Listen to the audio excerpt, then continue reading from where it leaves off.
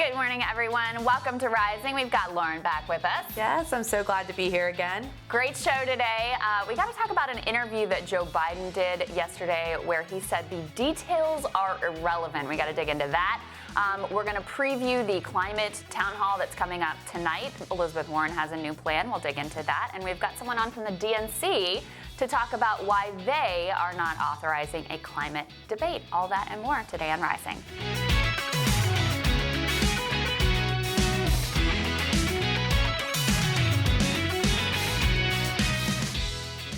So, Krystal, what are you thinking about today? So in an interview yesterday with NPR, Joe Biden offered a new mantra for the Trump era. In an attempt to explain his many misstatements, he said, details are irrelevant.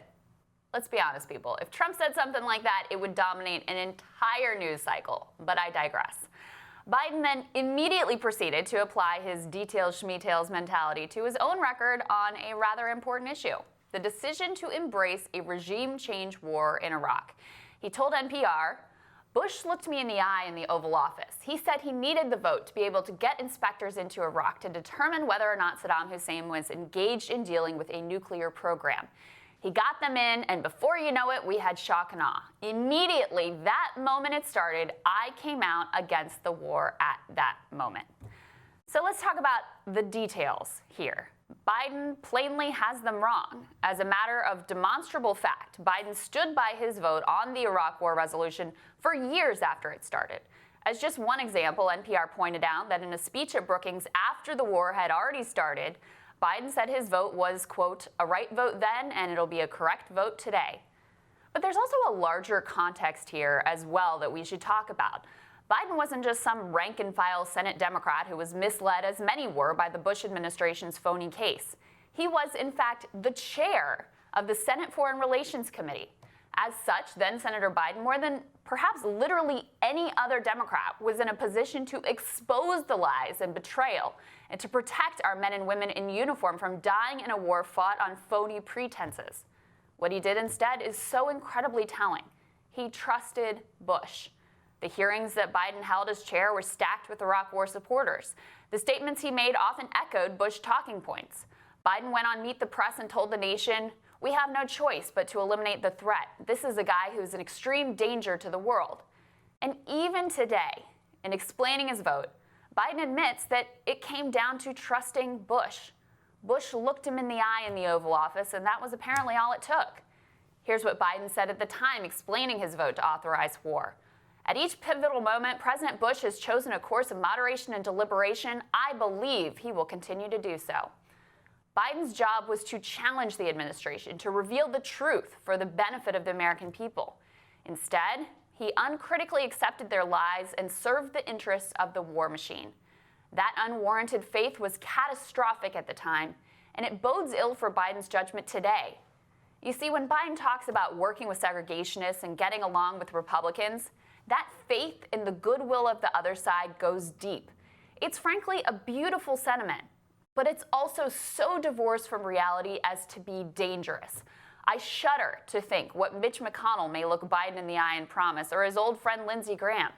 As it turns out, the details on Biden's role in leading our nation to war were highly relevant then, and they are still relevant today.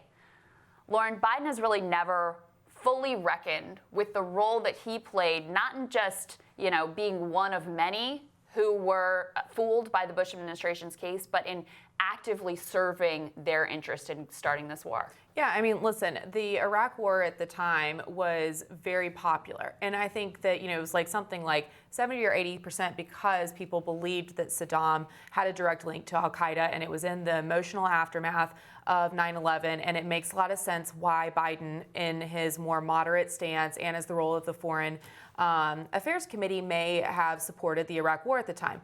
But I think now, kind of the revisionist history, to your point, is it's one thing to support something at the time and in that right political moment. But I don't understand why he is trying to reposition his vote for some of these things and rewrite history, as you were saying, and he needs to just own where he was at those time periods. Well, and here's the other thing, right? He says that he believed Bush, that they just wanted to get inspectors in.